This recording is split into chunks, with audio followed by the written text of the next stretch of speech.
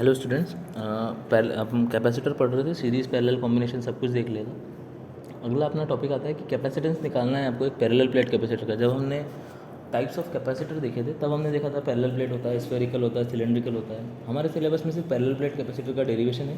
और सीबीएसई जो है, सीबीएसई वालों के लिए तो ऑब्जेक्टिव पेपर है, तो डेरिवेशन ना भी समझ में आए तो ठीक है, लेकिन डेरिवेशन से होगा ये कि आप चीज़ की अंडरस्टैंडिंग समझोगे, कॉन्सेप्ट की अंडरस्टैंडिंग आपको हो जाएगी अच्छे से।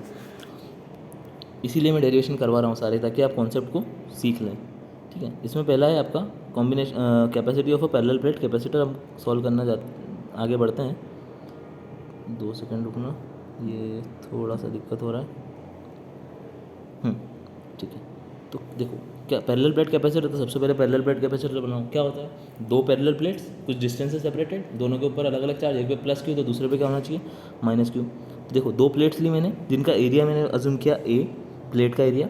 चार्ज मैंने माना एक पे प्लस क्यू तो दूसरे पे माइनस क्यू होना, तो मैंने क्यू मान लिया चार्ज जो प्लेट्स पर होगा। चार्ज डेंसिटी जो आपकी कितनी होती है, सिग्मा होती है, क्यू अपन है वो चार्ज डेंसिटी। अगर पोटेंशियल इन दोनों प्लेट्स के बीच में जनरेट हुआ उसको मैं वी मानूँ, और इलेक्ट्रिक फील्ड जो कि जनरेट होगी पॉजिटिव से नेगेटिव की तरफ होगी, उस इलेक्ट्रिक फील्ड को मैंने मान लिया अगर ई, वहाँ से हम बोल सकते हैं इलेक्ट्रिक फील्ड कितनी होगी, सिग्मा अपन एप्सिलॉन नॉट। क्यों, देखो अगर एक पॉजिटिव प्लेट होती सिर्फ, तो उसकी तरफ से, उसकी वजह से बाहर की तरफ जो मैंने ई बना रखी उसकी डायरेक्शन में कितनी इलेक्ट्रिक फील्ड होती। याद करिए जब हमने गॉस लॉ के एप्लीकेशन में देखा था, इन्फाइनाइट शीट की वजह से जब निकालते थे तो क्या होती थी, sigma upon 2 epsilon not.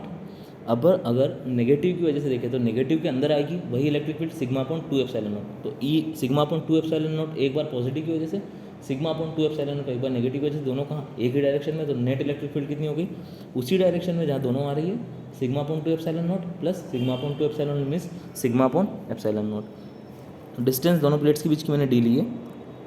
Derivation की तरफ बढ़ते हैं। तो कैपेसिटेंस हमने देखा था, सी क्या होता है, क्यू अपॉन वी। सी क्या होता है, क्यू अपॉन वी। हमने एक रिलेशन देखा था पोटेंशियल और इलेक्ट्रिक फील्ड के बीच में कि E electric field E is equals to minus of D V by D L. वहाँ से जब इंटीग्रेट करोगे तो आपको मिलेगा V is equals to E into L. L मतलब क्या होता था, वो फील्ड, वो एरिया, वो लेंथ जहाँ पर इलेक्ट्रिक फील्ड है रही है। इलेक्ट्रिक फील्ड यहाँ पर कहाँ है, डी डिस्टेंस के लिए है, तो वी को क्या लिख दिया आपने, पोटेंशियल को ई इंटू डी। ठीक है, अब electric field sigma upon epsilon not calculate कर ही चुके हैं अपन, तो कैपेसिटी कितनी होगी, Q upon sigma upon epsilon naught into D. फिर से सिग्मा क्या होता है आपका, charge per unit area. Density क्या होता है, चार्ज पर यूनिट एरिया। तो क्यू अपॉन ए, सिग्मा की जगह रख दिया क्यू अपॉन ए, क्यू से क्यू कैंसिल, तो आपको यहाँ से कैपेसिटी मिली epsilon naught into A upon D. अच्छा अब एक चीज़ बताइए, मैंने मीडियम का अभी तक आपको कुछ बताया नहीं, क्यों नहीं बताया, क्योंकि जैसे ही मैंने एप्सिलॉन नॉट लिखा आपको समझ जाना चाहिए कि सर अभी फ्री स्पेस, वैक्यूम या फिर एयर की बात कर रहे हैं, है ना, फ्री स्पेस की बात कर रहे हैं। जनरली ये समझना चाहिए आपको, क्योंकि एप्सिलॉन नॉट तो उसी के लिए होता है। अगर जनरल कोई मीडियम होता तो उसके लिए मैं क्या लिखता, एप्सिलॉन। तो अब मान लीजिए कि जो आपका प्लेट का बीच का सेपरेशन का जो एरिया था, जो डिस्टेंस थी, उस सब में मैंने एयर की बजाय अब कोई दूसरा डाइलेक्ट्रिक मीडियम लिया, मान लो पानी लिया, और उस दोनों प्लेट्स के बीच में पानी, जैसे पानी तो इंसुलेटर होता है, पानी नहीं ले सकते आप, कोई दूसरा डाइलेक्ट्रिक मीडियम जैसे माइका होती है, तो माइका मैंने उसके बीच में इंसर्ट कर दी। अब अगर मैंने माइका इंसर्ट कर दी उसके बीच में, तो उसकी परमिटिविटी अब एप्सिलॉन नॉट तो नहीं होगी, उसकी परमिटिविटी क्या होगी, कुछ एप्सिलॉन और कुछ डाइलेक्ट्रिक कांस्टेंट उसका होगा के। तो एप्सिलॉन को जब के टर्म में लिखो तो आपको पता है के कितना होता है, dielectric constant is ratio of permittivity medium का और एयर का। तो एप्सिलॉन अपन एप्सिलॉन नॉट के होता है, तो वहाँ से एप्सिलॉन की वैल्यू क्या मिलेगी, के इंटू एप्सिलॉन। तो यहाँ से आपको कैपेसिटेंस विद मीडियम एम क्या मिल जाएगा, के into epsilon naught into A upon D. और एयर के लिए क्या था, epsilon naught into A upon D. यहाँ से हमको एक रिलेशन मिलता है कि मीडियम का कैपेसिटेंस और एयर का कैपेसिटेंस, उन दोनों का जब रेशो निकालेंगे तो आपको वो किसके इक्वल मिलेगा, dielectric constant K, C M upon C is equals to K. इसके ऊपर भी क्वेश्चन आपसे पूछा जा सकता है ऑब्जेक्टिव पेपर में। चलो एक क्वेश्चन सॉल्व करते हैं अब इसके ऊपर।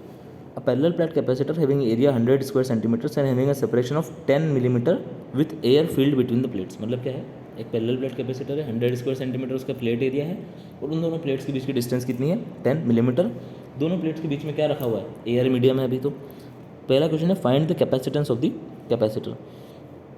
सबसे पहले क्या करना, जब भी कैपेसिटर के ऊपर या किसी भी चीज़ के ऊपर कोई क्वेश्चन दिखे तो सबको पहले ऐसा यूनिट में कन्वर्ट कर लेना। सेंटीमीटर में दिख रहा है, मिलीमीटर में दिख रहा है, तो उसको मीटर में कन्वर्ट करो। देखिए 1 मीटर में 100 सेंटीमीटर, दैट मीन्स 1 सेंटीमीटर में 1/100 मीटर। और क्योंकि एरिया की बात हो रही है, मतलब स्क्वायर सेंटीमीटर की बात हो रही है, तो 1 सेंटीमीटर स्क्वायर में कितना मीटर स्क्वायर होंगे, 1/10,000। तो एरिया आपका कितना दिया हुआ है, 100 स्क्वायर सेंटीमीटर, तो कितना होगा 100/10,000 मीन्स 1/100 मीटर। ये क्या हो गया स्क्वायर मीटर, ये क्या हो गया एरिया। अब हम बात करें उन दोनों के बीच प्लेट का सेपरेशन की बात करें, तो वो कितना दिया हुआ है आपको, 10 मिलीमीटर। 1 मिलीमीटर में होता है 1/1000 मीटर। तो 10 मिलीमीटर में कितना हो जाएगा 10/1000 मतलब कि 1/100 मीटर। तो ए और डी सेम आ गया, यहाँ से हमको पता चला। जब हम कैपेसिटर निकालेंगे अभी तो क्या है एयर ही है बीच में, तो epsilon not a by D सीधे रख देंगे। एप्सिलॉन नॉट की वैल्यू 8.85 इंटू 10⁻12 स्टैंडर्ड वैल्यू है, इंटू एरिया कितना है 1/100, डिस्टेंस कितनी है 1/100, 1/100 से 1/100 कैंसिल, तो आपको कैपेसिटेंस मिला 8.85 इंटू 10⁻12 फेरेड। एक मैं बता देता हूँ कि 10 जैसे हमने देखा था अभी तक कि 10⁻6 को हम माइक्रो बोल देते थे, ऐसे ही 10⁻12 को जनरली पीको बोला जाता है, उस यूनिट को बोला जाता है पीको। तो 8.85 पीको फेरेड हो जाएगा, क्योंकि 10⁻12 की जगह मैंने क्या लिख दिया पीको। तो आपकी कैपेसिटेंस कितना हो गया 8.85 पीको फेरेड। अब आते हैं दूसरे पार्ट की तरफ। दूसरा पार्ट क्या बोल रहा है, if the air is replaced with the dielectric medium of dielectric constant 3 then find the new capacitance. अब क्या हुआ कि जो प्लेट के बीच में एयर फील्ड थी उसकी जगह मैंने एक डाइलेक्ट्रिक मीडियम लगा दिया बीच में, जिसकी डाइलेक्ट्रिक कांस्टेंट कितना है 3। तो देखो अभी हमने रिलेशन पढ़ा था कि डाइलेक्ट्रिक कांस्टेंट क्या होता है, मतलब कैपेसिटेंस का रेशो क्या देता है आपको, मीडियम का कैपेसिटेंस अपॉन एयर का कैपेसिटेंस क्या होता है कि डाइलेक्ट्रिक कांस्टेंट के बराबर। तो यहाँ से मीडियम का कैपेसिटेंस कितना हो जाएगा के इंटू एयर का कैपेसिटेंस, तो के कितना था 3 इंटू 8.85 जब करेंगे तो आपको मिलेगा 26.55 पिको फेरेड। यहाँ पर आपका कैपेसिटेंस खत्म होता है पैरेलल प्लेट कैपेसिटर के लिए। आगे हम देखेंगे energy stored in the capacitor, और पैरेलल प्लेट कैपेसिटर के अंदर कुछ 2-3 स्पेशल केस होते हैं, 2 स्पेशल केस होते हैं जनरली। तो उन दोनों केस का डेरिवेशन हम नहीं देखेंगे, उसका सिर्फ आपको फॉर्मूला में डायरेक्ट लिखवा दूंगा। डेरिवेशन करने का सेंस नहीं बनेगा, इसलिए उसको हम नहीं देखेंगे। लेकिन हाँ फॉर्मूला आपको याद रखना रहेगा, ताकि अगर न्यूमेरिकल आता है ऑब्जेक्टिव पेपर में तो आप उसको सॉल्व कर पाएँ। Thank you so much.